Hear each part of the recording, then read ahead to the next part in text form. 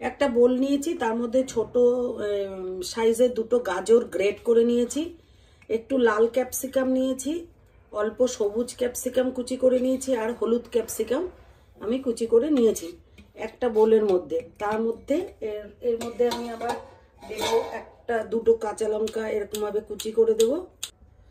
জল ছেঁকে রেখেছিলাম এই দইটা, টক দইটা দিয়ে দেবো, জল ছেঁকে রাখা। আর দিয়ে দেবো লবণ, অল্প করে লবণ দিয়ে দেবো স্বাদ অনুসারে।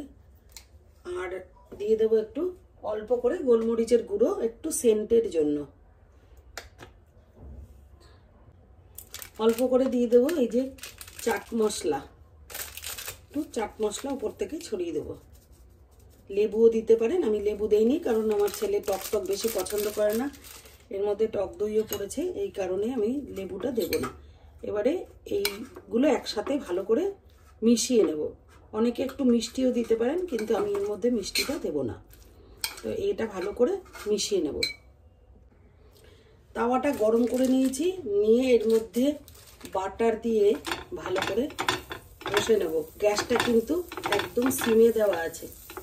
একটু বাটার দিয়ে দিলাম।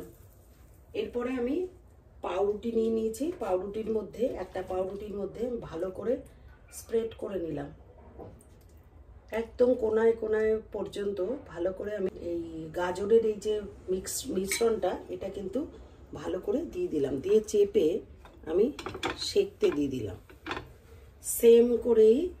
সেমভাবেই আমি আরেকটা পাউরুটিকে এইভাবে করে স্প্রেড করে দিলাম, একদম চারিপাশে একটু মোটা করেই দিলাম। খেতে কিন্তু ভালোই লাগবে। এটা ব্রেকফাস্ট বা ডিনার বা ইভিনিং স্ন্যাক্স হিসাবে কিন্তু দারুণ খায়। আমার ছেলে মেয়ে ভালো খায়, আমাদেরও ভালো লাগে, বড় ছোট সবাই খেতে পারেন। এইভাবে আরেকটা দিয়ে দিলাম, দিয়ে এবারে দু পিঠ ভালো করে সেঁকে নেব।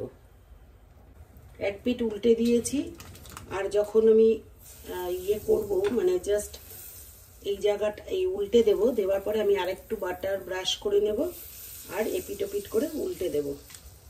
তাহলে কি হবে, টেস্টটা অন্যরকম। একটু বাটারে ফ্রাই করে নিলে টেস্টটা খুব সুন্দর হয়। এই সময় গ্যাসের ফ্লেমটা কিন্তু হাই করে দিয়েছি।